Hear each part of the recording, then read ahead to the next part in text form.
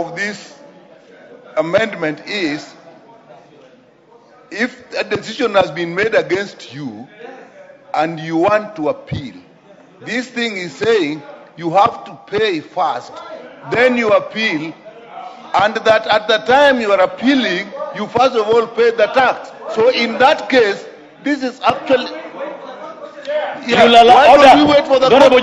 You'll allow Honorable Nyikal to make his point. So, Chair, this is intrinsically wrong. You have appealed, and a decision has been made against you, or you have been taken to the tribunal, a decision has been made against you, or you want to appeal that decision. You are being told you pay first, then you make the appeal. That at the time you are making the appeal, you actually pay. And if then the appeal, you succeed in the appeal, then the tax will be refunded. And then you may choose to use it to offset the tax. Thank you, Honorable Kajwang. I oppose this one. Thank you. Honorable Kajwang.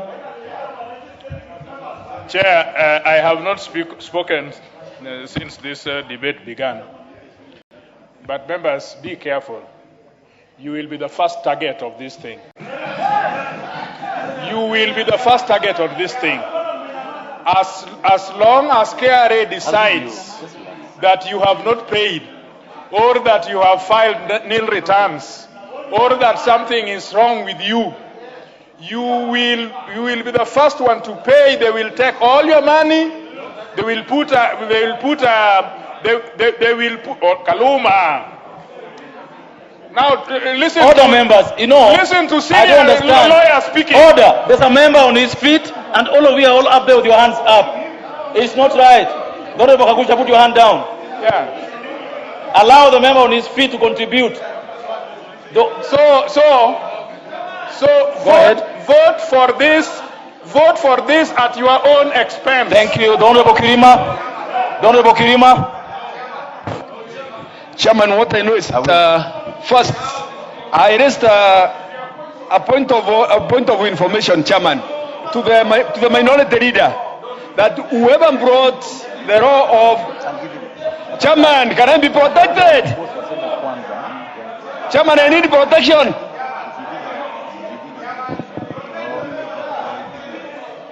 I need protection, Chairman. Honorable Kirima, go ahead. Yes, on point of information first, I want to collect the minority leader that whoever brought the law of one party, it was not Tomboya, it was Charles Jonjo. Honorable Kaluma, take your seat and listen carefully to the person on the floor. Let the minority leader run that one, so that they cannot misdirect this house again. Secondly, Chairman, on the grounds which is before us, we cannot divest the court on its authority, because we cannot gag the court on any law which it wants to make, because it has what we call inherent jurisdiction. Thank you. Honorable Osoro. Honorable Speaker, Honorable Chair, sorry. But I gave two this side before I gave the other side one. You're being unreasonable, and I won't allow you to be unreasonable. I gave three this side, only one person on that side. Why not? Honorable Osoro, go ahead. Honorable Chair, when you read this particular amendment, this particular clause clearly, it talks about the tribunal, the High Court, and the Court of Appeal. Honorable Chair, who goes before the tribunal? Even on the face value, it clearly states that it can't be a criminal matter in nature. You don't take a criminal to a tribunal. It is a civil matter that goes before a tribunal, Honorable Chair. Now, anytime a civil matter is before a tribunal, people are compelled in most cases to pay damages to the other party if they lose a case. Now, what this particular clause intends to do is this. If you've gone before a high court in civil matters and then you've been awarded damages, the person who intends to appeal against the damages that you've been awarded will be required to pay that damage, or before they appeal, they pay a certain amount of money before they appeal.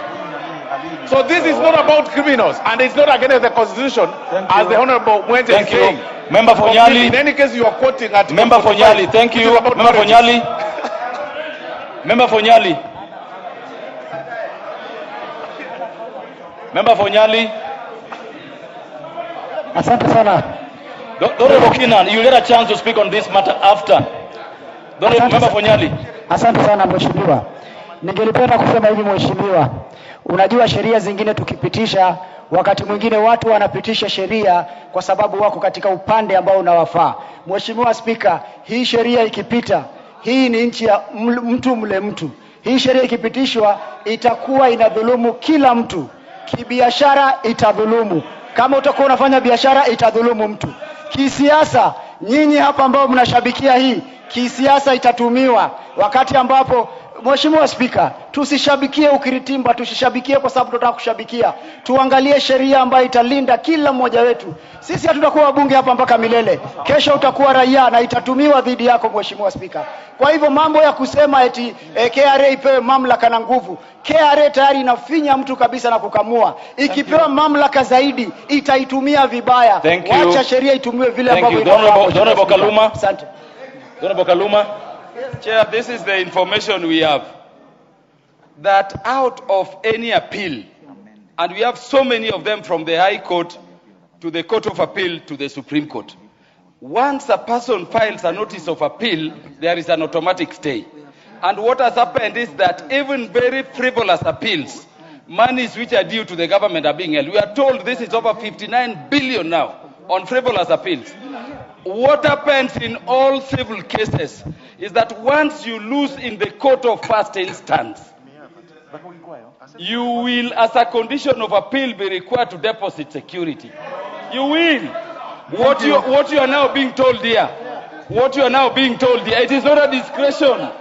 It is not discretional. What you are being told here is that you will make payment, and after 90 days, if you are successful, you get your money back. And like now, what is the problem? Thank you. What is the Honorable Kenan? Let me say, there is no breach of the law. Thank you. The Honorable Kenan. And please, you have 2 minutes. 2 minutes each, there will be anyone else. Go ahead. The chance is Honorable Kenan now. Chairman, we support, Chairman, we support the government, but we must also be prepared to legislate for posterity. This particular amendment is not only unconstitutional, it's unreasonable, it's untenable, it doesn't apply. We're just applying our minds to a particular scenario. And I want to tell you this, as a person who has been around, tomorrow most of us will be out of power and you'll be the first victim. And therefore I oppose this in totality. The Honorable Nyamita. The Honorable Nyamita. What is out of order, the Honorable Jeanette? Chair, thank you. Chair, I've listened very keenly to Honorable Kaluma. And Honorable Kaluma is saying the courts normally tell people who have cases to deposit security. It is the courts that decide what securities you put. That is what we want that to happen. Chair, I'm proposing this. I want to help the KRA. Okay, Chair, I'm proposing this. We are a legislative house. If we want to help KRA to collect more funds through these cases, we have put a law in place that says that petitions, electoral petitions should be concluded in 6 months. Let us bring a law here that says tax matters should be concluded in court within a year, so that everyone can get a fair hearing. Otherwise, today I am in power, tomorrow I'll be out of it. I don't want to be used against approach your counterpart and propose if that to tomorrow him. gets power, what will happen to me? The Honorable Nyamita.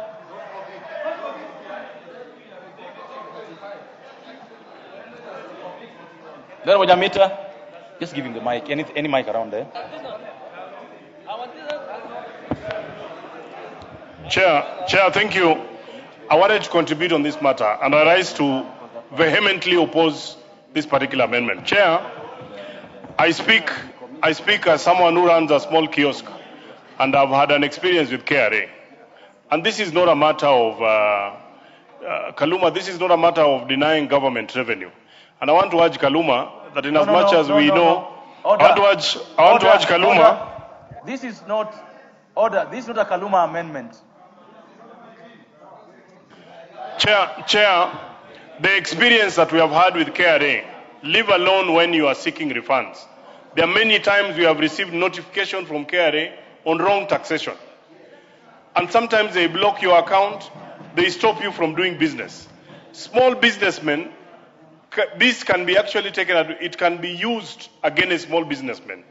And I tell you, Chair, if you look on the balance, KRA has a higher say. Honorable Nyamita, do you If you compare, Honorable Nyamita, do you have been informed by the Honorable Majority Leader? no, not yet, Okay.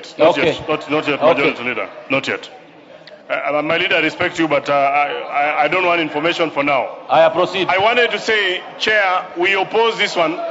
If there is a matter that people are actually procrastinating within the court process, this particular house has the opportunity to pass a legislation like my member, so that we ensure that it is. But this we oppose in its totality. It will affect all of us. Member of Suba South.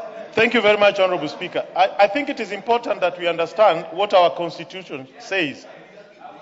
Under our Constitution, access to justice, the right to appeal, must be exercised and respected without undue regard to technicalities and financial limitations.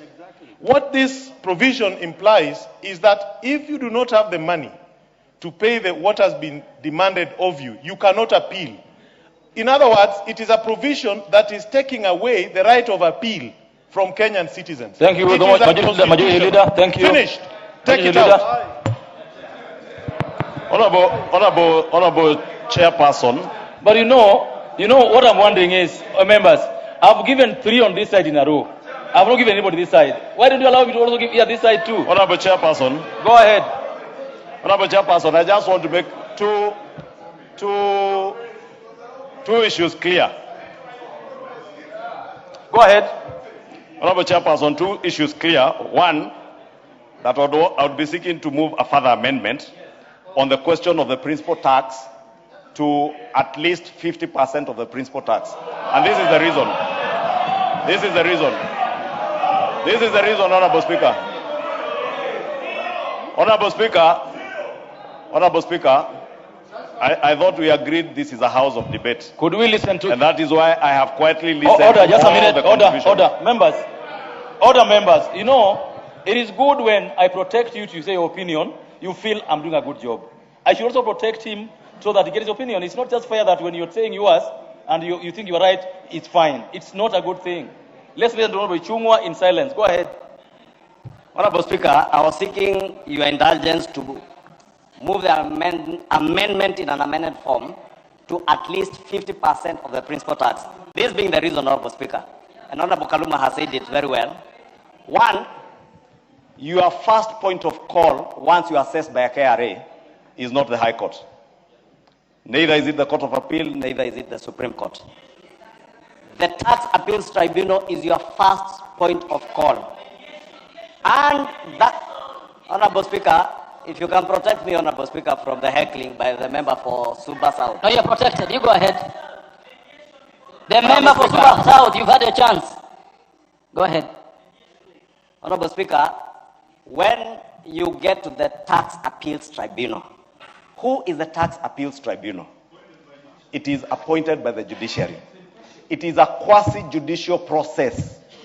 So nobody is denying you a right to appeal the decision of KRA. That being said, Honorable Speaker, what pertains and what informs this amendment?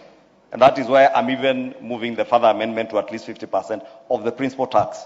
KRA will send me an assessment, if I use myself as an example. They will tell me you owe us 100 million shillings in taxes, you owe us 20 million shillings in interest, and further Kaluma, will you listen to the 10 million shillings as penalty. The principal tax is 100 million.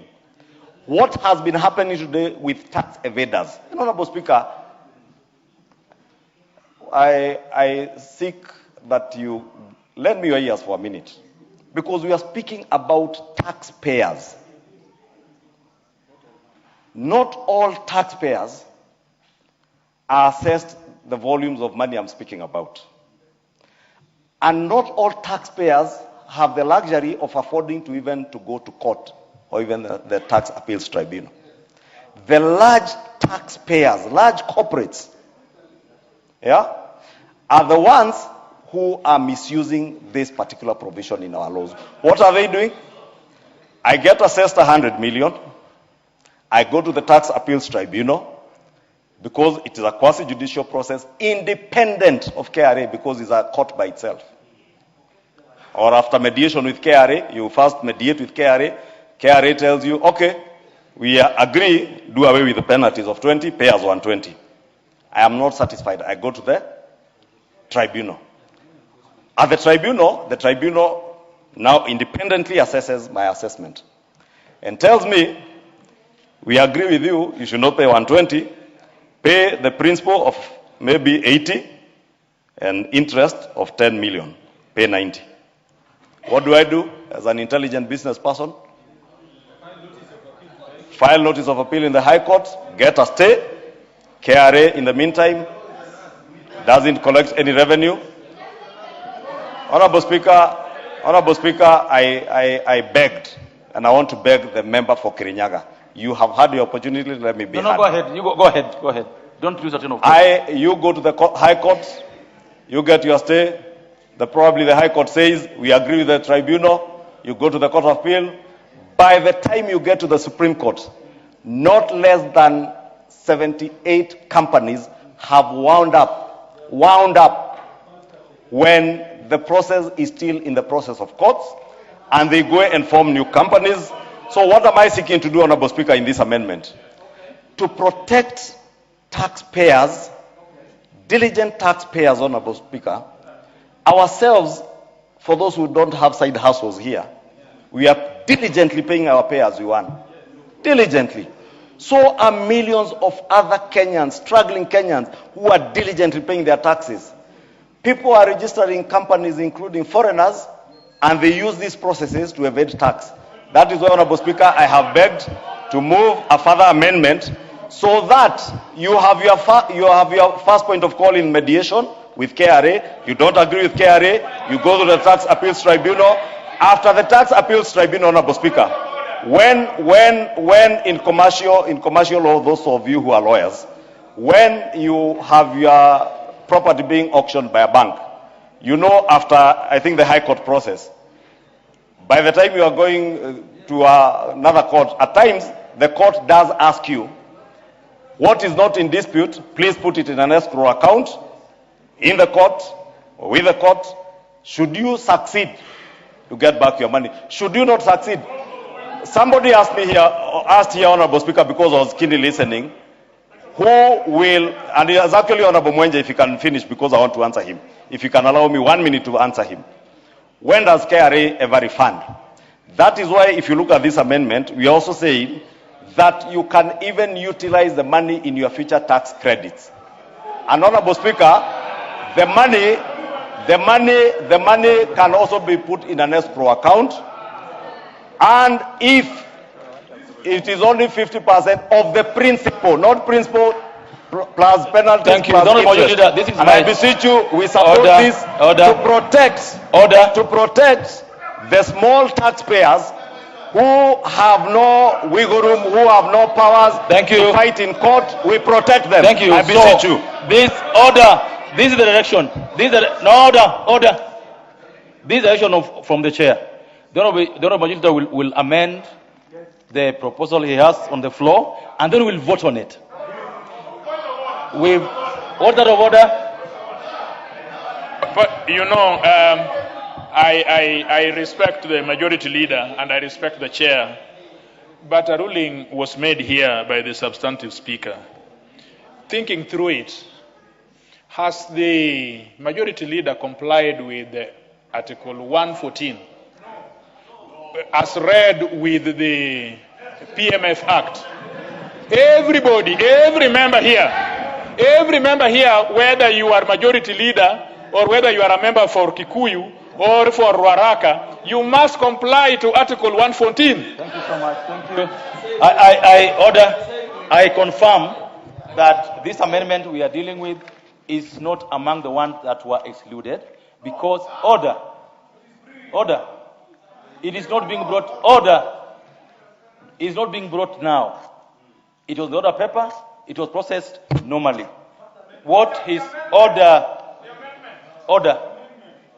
I have just allowed the majority leader now to proceed to propose his further amendment. It does not materially change what. Honorable members, the decision on this matter will be made by you, but I cannot refuse a request for further amendment. Honorable Majilda, go ahead, propose a further amendment, then we'll vote on it. Honorable Speaker, I beg to move that further amendment that 56A1 be further amended by deleting the word "there" after "shall pay," so that it is "shall pay 50% of the principal tax determine the decision being appealed against," and under 2, that a notice of appeal shall be accompanied with proof of payments of the 50% of the principal tax. Thank you, members. So you've all heard the amendment, members. I now put the question. Order. I now put the question that the new clause 47A and the further amendment to it be now read a second time. Will have another opinion say aye? Will have another opinion say nay? Of course, the nays have it.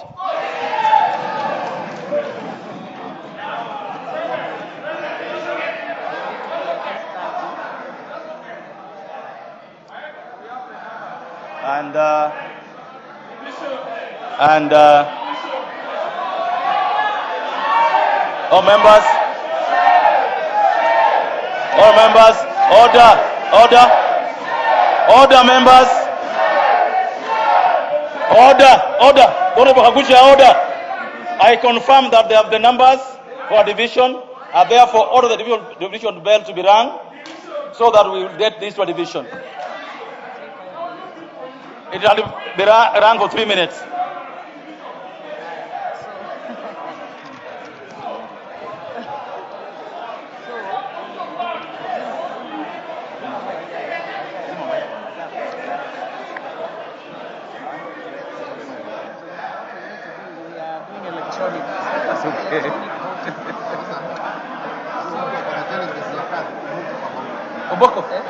Mboko.